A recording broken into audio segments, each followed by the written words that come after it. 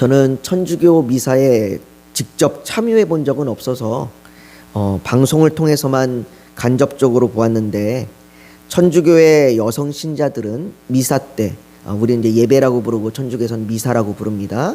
그 미사 때에 머리에 하얀색 천을 쓰고 참석합니다. 이 하얀색 천을 미사보라고 부릅니다.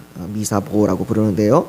천주교에서 여성들이 이 미사보를 쓰는 관습에 대하여 이 성경적 가르침을 말할 때, 그들이 이제 천주교에서 어떤 말씀을 근거로 미사보를 쓰느냐, 그 가르침을 말할 때에 우리가 오늘 읽은 본문 이 5절에 무릇 여자로서 머리에 쓴 것을 벗고 기도나 예언을 하는 자는 그 머리를 욕되게 하는 것이니 이는 머리를 민 것과 다름이 없음이라 라는 이 말씀을 적용해서 말한다고 합니다. 물론 천주교에서 많은 여성이 미사보를 쓴 관습에 따라 미사시에 미사보를 쓰지만 이것이 반드시 써야 하는 것은 아니라고 합니다. 신부님이 직접 설명해 주신 거예요. 그러니까 이제 정확한 겁니다. 제가 추측하거나 제가 이렇게 찾아본 게 아니라 신부님이 직접 설명을 해 주시더라고요. 이게 반드시 써야 되는 건 아닙니다라고요. 그래서 그리고 또 이제 현대에는 많은 이제 여성분들 중에 미사보를 쓰지 않는, 그리고 미사보를 쓰지 않고 미사에 참석하는 그런 분들도 있다라고 합니다. 그런데 이 천주교에서 이제 이 미사보를 쓰는 이유는 이 미사보가 겸손, 순결 이런 것들을 이제 상징하는 의미를 가지고 그것을 쓰고, 그로 인하여 또 이제 거룩하게 하나님 앞에 예배를 드리는 모습을 보여주고자 한다라고 얘기합니다. 그렇다면 이런 관습은 왜 생긴 걸까요?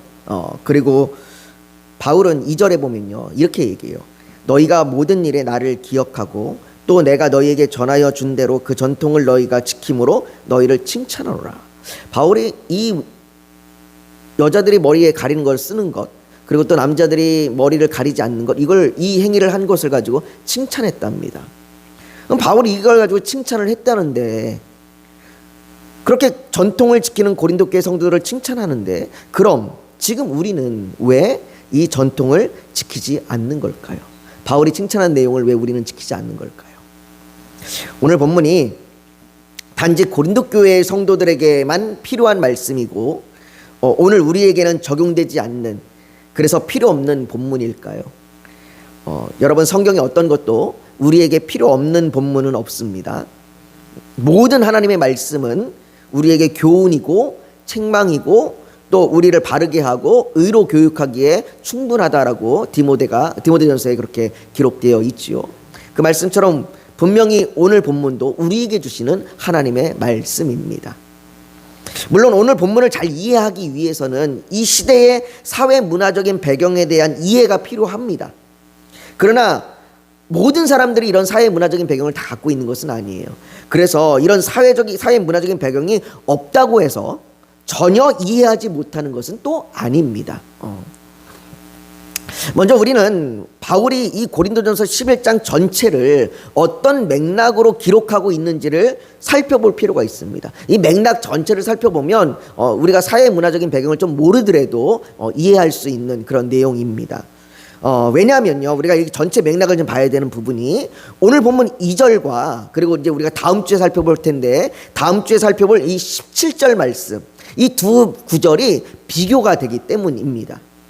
우선 오늘 본문 한번 2절을 우리 한번 같이 읽어볼까요? 2절을 같이 읽겠습니다. 시작. 너희가 모든 일에 나를 기억하고 또 내가 너희에게 전하여 준 대로 그 전통을 너희가 지킴으로 너희를 칭찬하노라. 바울은 칭찬한다고 이야기합니다. 그러면 이제 17절을 한번 같이 읽어볼게요. 17절을 같이 읽어보겠습니다. 시작. 내가 명하는 이 일에 너희를 칭찬하지 아니하나니 이는 너희의 모임이 유익이 못되고 도리어 해로움이니라. 바울은 17절에는 이 일에 너희를 칭찬하지 아니한다, 그러니까 너희가 칭찬받을 게 못된다, 너희를 칭찬할 수 없다라고 그렇게 말하고 있습니다. 어떤 부분에서 바울이 칭찬하지 못하느냐, 이 고린도 교회의 모습이 이 서로 타인에 대하여, 서로에 대하여 아무런 존중과 배려가 없이 마치 먹기만을 탐하는 자들, 이 먹기만을 탐하는 자들과 같다 라고 바울이 이야기하면서 이것을 주의 성만찬을 가지고 와서 그 성만찬에 대해서 이야기하면서 바울이 너희가 어찌하여 먹기를 탐하는 자들처럼 서로 그렇게 배부르려고 자기만을 위하여 그렇게 행하느냐, 너희가 이 부분에 대해서 너희가 칭찬받지 못한다라고 그렇게 이야기합니다. 반대로 2절에 칭찬하는 것은 고린도 교회가 서로 이 17절의 말씀과는 반대로 배려하고 존중하는 모습을 보였기 때문이에요.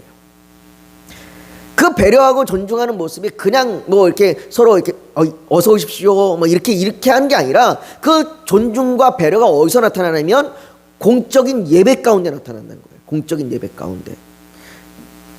그래서 우리의 예배는요, 우리의 예배 안에는 존중과 배려가 있어야 합니다. 근데 이 예배 가운데 있는 존중과 배려는 그냥 뭐 이렇게 뭐 자리를 내어주고 이런 존중과 배려가 아니라 그 예배가 하나님 앞에 온전히 드려질 수 있도록 하는 존중과 배려입니다. 그러니까 바울이 말하는 것은 어떤 특정한 하나의 행위를 칭찬하는 것이 아니라, 어떤 하나의 특정한 행동이나 행위 이걸 해서 칭찬하는 것이 아니라 공적인 예배에 임하는 성도의 자세에 대하여 말하고 있는 거예요. 고린도 교회를 향하여 너희가 예배 가운데 너희가 그런 자세로 나가니 칭찬하다라고 얘기하는 거예요. 그러니까 예배를 잘 드리고 있다는 얘기겠죠. 여러분, 우리가 주일 오후 예배 때 웨스트민스터 예배 모범을 공부하잖아요. 그 예배 모범에도 오늘날의 예배와 다른 부분들이 있습니다. 그러니까 그 종교개혁이 일어났을 그 이후의 예배의 모습과 오늘날의 예배의 모습은 약간씩 좀 다릅니다. 순서도 우리가 봤던 것처럼 좀 달랐고요. 또 우리가 그때는 했는데 우리가 지금은 안 하는 그런 순서들도 있었고요. 그래서 제가 이제 예배 모범을 여러분들에게 말하면서 이 예배 모범이라는 것이 예배의 규칙이나 원칙이 아니라고 말씀드렸습니다. 규칙이나 원칙이 아니라 예배의 원리다라고 말씀입니다. 이런 게 예배다, 이 예배는 이렇게 드려야 된다라고 하는 원리라고 말씀을 드렸습니다. 바울이 오늘 본문을 통해서 우리에게 말씀하는 것도 마찬가지입니다. 바울이 지금 모든 인류와 모든 세대가 반드시 지켜야 하는 예배의 원칙을 말하는 것이 아닙니다. 무슨 말이냐면 바울이 시대를 초월해서 모든 시대의 여자는 반드시 예배를 드릴 때 머리를 가려야 한다, 이렇게 말하는 게 아니라는 거예요. 바울은 고린도 교회의 사회 문화적인 배경을 통해서 공적 예배의 원리에 대하여 말하고 있는 겁니다. 너희가 예배를 드릴 때 어떻게 드려야 되느냐, 어떤 마음으로 예배를 드려야 되느냐를 얘기하고 있는 거예요. 그래서 오늘 본문 3절에 보면 이렇게 얘기하는 거예요. 3절 우리 한번 같이 한번 읽어보겠습니다. 시작. 그러나 나는 너희가 알기를 원하노니 각 남자의 머리는 그리스도요 여자의 머리는 남자요 그리스도의 머리는 하나님이시라. 여기에 머리는 뭐 높음을 얘기하거나 우위를 얘기하고 있는 것이 아닙니다. 뭐 실제 우리의 이 머리를 얘기하는 것도 아니고요. 여기서 얘기하는 머리는 대표를 말하는 거예요. 대표. 우리 한 집안의 대표는 이렇게 뭐 요즘에는 이렇게 남자가 집안의 대표가 안 되는 집도 많은데 보통 일반적으로 그냥 집안의 대표 그럼 남자 얘기하잖아요. 남자, 그 집의 아빠, 아버지가 대표였잖아요. 옛날에 가부장 시대에는. 그것처럼 그 대표를 말하는 것이 머리입니다. 그 대표는 정체성에 속해 있는 거예요. 여러분, 성자 예수 그리스도께서는 성부 하나님 안에 있습니다. 예수님이 내가 아버지 안에 거한다라고 말씀하셨던 것처럼 그렇게 성부 하나님 안에 있습니다. 그러나 이것이 어떤 경쟁 관계, 하나님이 나보다 높고 내가 하나님과 나와의 관계가 이렇게 경쟁을 해서 올라가고 내려가는 이런 경쟁 관계가 아닙니다. 그렇게 경쟁 관계를 형성하는 것이 아니고 성자 예수 그리스도가 성부 하나님의 그 권위와 사랑하심 가운데에 자발적으로 순종하시는 것입니다. 그래서 이것을 가지고 우리가 온전한 연합이라고 얘기해요. 온전한 연합. 성부 하나님과 성자 하나님과 성령 하나님은 온전한 연합의 관계를 이루고 계십니다. 마찬가지로요, 여자는 남자에 속하고 남자는 그리스도에 속한다라고 하는 것이 이 온전한 연합의 관계 속에서 얘기를 하고 있는 겁니다. 이런 연합의 관계 가운데서 남자와 여자는 예수 그리스도로 말미암아 하나님 아버지께 영광의 예배를 드려야 하는 것입니다. 우리가 예수 그리스도로 말미암아 그렇게 영광의 예배를 드리며 나아가는 겁니다. 그래서 공적 예배를 드리는 모든 자들은 그 예배 가운데 연합의 관계를 이루고 그 연합의 관계 안에 있음을 우리가 기억해야 합니다. 다시 말해서 예배가 나의 개인적인 만족이나 나의 개인적인 유익을 위한 것이 아니라는 겁니다. 여러분, 예배는 나 혼자 드리는 게 아니에요. 예배는 나 혼자 내가 나 혼자의 만족감을 얻기 위하여, 나 혼자 평안함을 얻기 위하여 드리는 게 예배가 아닙니다. 물론 개인적으로 개인 예배가 있을 수는 있습니다. 그러나 성경에서 말하는 것은 개인 예배를 말하지 아니하고 교회가 함께 예배드리는 것을 말하고 있습니다. 모두가 하나님의 그 부르심에 온전히 반응해서 교회로 모여서 함께 감사와 찬양과 경배를 드리도록 해야 하는 것이죠. 그 안에는 서로를 향한 존중과 배려가 있어야 하는 겁니다. 이 존중과 배려는 서로가 서로에게 하나님 앞에 온전히 예배를 드릴 수 있도록 돕는 겁니다. 그래서 바울이 오늘 이제 그것을 설명하면서 예를 드는 것이 바로 이 머리에 대한 겁니다. 오늘 본문 4절과 5절을 한번 보십시오. 우리 4절과 5절을 같이 한번 읽어보겠습니다. 시작. 무릇 남자로서 머리에 무엇을 쓰고 기도나 예언을 하는 자는 그 머리를 욕되게 하는 것이요, 무릇 여자로서 머리에 쓴 것을 벗고 기도나 예언을 하는 자는 그 머리를 욕되게 하는 것이니 이는 머리를 민 것과 다름이 없음이라.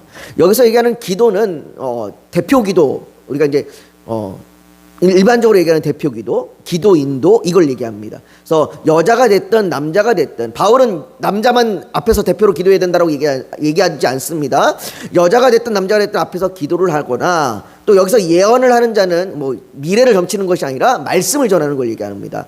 그러니까 기도를 하거나 말씀을 전하는 자가 자신의 머리를 드러내거나 머리를 가리지 않거나 또는 머리를 가리거나 함으로 인하여 욕되게 한다라고 얘기합니다. 수치를 준다라고 얘기합니다. 이 당시에 남자가 머리에 무엇을 쓰는 것, 이 무엇을 쓰는 건 자신의 신분을 드러내는 거예요. 자신의 신분을 높이 보이려고 하는 겁니다. 이 원어적인 의미로 얘기하면 긴 이렇게 오늘날에는 이게 그러니까 이렇게 왜 어깨가 이렇게 올라가도록 큰 이렇게 드러나는 그 코트 같은 거 있잖아요. 우리 나이는 없는데 이렇게 저쪽은 아랍이나 이런 데 가면 이렇게 확 이렇게 드러나는 코트가 있어요. 그래서 이렇게 이만큼 가릴 수 있게끔 이만큼 올라오는 겁니다. 그래서 이런 복장을 하는 것들, 이런 복장은 내 신분이 높습니다. 난 이런 신분을 가지고 있는 사람입니다라는 것을 드러내고자 하는 겁니다. 오늘날로 치면 마치 교회 올 때 비싼 명품으로 확 두르고 오는, 그래서 내 재물이, 내 재력이 이 정도 된다라고 하는 그런 정도이겠죠. 아니면 자신의 신분이 드러나는 의상을 입고 오는 그런 경우도 있을 겁니다. 그렇게 자신의 신분을 높이 보이려고 하는 복장을 얘기하는 것이고요. 또한 이 당시에 여자로서 머리에 무엇인가를 쓰는 것을 벗는 것. 그러니까 여자는 일반적으로 이 당시에 여자는 결혼을 하면 이렇게 두건 같은 걸 씁니다. 그게 이제 결혼한 여자를 표시하는 것이고, 내가 이제 한 남자의 여인이다, 남자에게 속해 있음을 나타내는 겁니다. 그런데 결혼한 여성이 머리에 쓴 것을 벗는 것, 내가 머리에 쓴 것을 내가 결혼했음에도 불구하고 벗는 것은 이성에게 자신을 어필하는 거예요. 이성에게 자신을 유혹하는 거죠. 내가 당신과 관계를 갖기를 원합니다라고 하는 것을 표현하는 것과 같습니다. 또 일부 여성들은요, 일부러 머리에 쓰는 것을 일부러 벗어서 거절함으로 인하여 내가 남성과 동등한 그러한 지위와 자유를 가지고 있다, 흔히 얘기하는 여성운동으로서의 그런 의사표현을 드러내기도 했습니다. 머리를 어떻게 하느냐, 옷을 어떻게 하느냐, 내가 무엇을 입고 무엇을 들고 다니느냐, 이런 것은 개인적인 표현일 수 있습니다. 교회 올 때 교회 복장이 이렇게 교복처럼 딱 정해져 있는 것은 아닙니다. 오늘 이 바울이 얘기하는 것은 단지 그렇게 머리만을 얘기하는 것이 아니라 우리의 모든 걸 얘기하는 거예요. 머리를 어떻게 하느냐, 옷을 어떻게 입느냐, 그 모든 것이 우리가 공적 예배에 참석할 때 복장이나 내 말이나 내 태도나 내 행동 모두 마찬가지입니다. 머리는 단지 그 모든 것을 대표해서 말할 뿐입니다. 내가 무엇을 입든, 머리 스타일을 어떻게 하든, 내가 액세서리를 무엇을 하든 개인의 자유입니다. 어쩌면 그것을 통해서 자신을 드러낼 수도 있고 사람들의 관심과 주목을 받을 수도 있을 겁니다. 오늘날에는 특별히 이렇게 내가 치장하는 것뿐만 아니라 개인의 그 학력과 직장과 지위까지도 여러분들 요즘에는 포함되는 것 같습니다.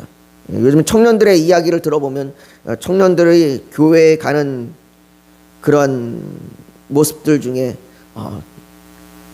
이성을 만나기 위한 또 내가 원하는 그런 방향의 직장이나 이런 것들과 관계를 맺기 위한 이런 일들이 많이 벌어지고 있다라고 얘기합니다. 그런 것처럼 그 사람이 갖고 있는 학력이나 그 사람의 지위나 재력이나 모든 것이겠죠. 그런 것들을 통해서 사람들의 관심과 주목을 받을 수 있는 것, 그래서 사람들의 인정과 칭찬을 받을 수도 있을 겁니다. 하지만 그 개인의 자유로움, 그 자유로 인하여 다른 사람들이 예배에 방해를 받거나 예배에 집중하지 못하는 일이 생긴다면 오히려 그것이 바울은 부끄러운 일이다라고 얘기하는 겁니다. 그래서 베드로 사도도요, 베드로전서 3장 3절과 4절에 보면 이렇게 얘기합니다. 너희의 단장은 머리를 꾸미고 금을 차고 아름다운 옷을 입는 외모로 하지 말고 오직 마음에 숨은 사람을 온유하고 안정한 심령에 썩지 아니할 것으로 하라. 이는 하나님 앞에 값진 것이니라. 베드로 사도도 이렇게 얘기해요. 개인적으로 내가 어떻게 하든 어떻게 꾸미든 무엇을 입든 머리를 어떻게 하든 내 자유이지만 그것이 누군가에게 예배가 방해가 되고 누군가가 예배를 통하여 하나님 앞에 집중하기보다 나에게 집중이 된다라고 하면 이것은 오늘 바울이 얘기하는 것처럼 수치스러운 일이라고 얘기하는 거죠. 그런데 오늘 본문을 자세히 한번 보면요, 바울은 그 공적 예배 시에 남자가 머리에 무엇을 쓰는 것이 본인이 욕되게 되는 것이 아니라 그 머리를 욕되게 하는 것이라고 얘기합니다. 남자의 머리는 그리스도인데 그리스도를 욕되게 하는 것이라고 얘기하고요. 여자가 머리를 가리지 않는 것은 그 머리를 욕되게 하는 것이라고 말하는데 여자의 머리는 남자입니다. 그러니까 남자를 욕되게 하는 것이다라고 얘기하는 거죠. 남자와 여자의 행동이 자신을 욕되게 하는 것이 아니라 남자의 행동이 머리신 그리스도를, 여자의 행동이 남자를 욕되게 한다라고 얘기합니다. 왜입니까? 왜 바울이 이 특이하게 이렇게 표현을 합니까? 7절에 보면 그 이유가 나오는데요. 7절을 한번 같이 한번 읽어보겠습니다. 시작. 남자는 하나님의 형상과 영광이니 그 머리를 마땅히 가리지 않거니와 여자는 남자의 영광이니라. 이 말이 여자는 하나님의 영광과 상관이 없다는 말이 아니라 여자 역시 하나님의 영광에 속해 있지만 바울이 말하는 것은 그 연합된 관계를 말하고 있는 거예요. 그러니까 내가 한 행동으로 인하여 누군가 예배를 온전히 드리지 못하게 된다면 그것은 나로 인하여 모든 그 연합된 관계가, 나로 인하여 하나님 앞에 연합된 그 모든 성도의 관계 가운데 그 부끄러움이 된다는 것입니다. 또한 그것은 하나님의 권위와 하나님의 하나님의 뜻 가운데서 내가 다른 사람들에게 해를 주는 행위가 될 수 있다는 것이죠. 더욱더 심하게 얘기하면 하나님의 권위를 인정하지 않는 것조차라도 할 수 있다라고 얘기하는 것입니다.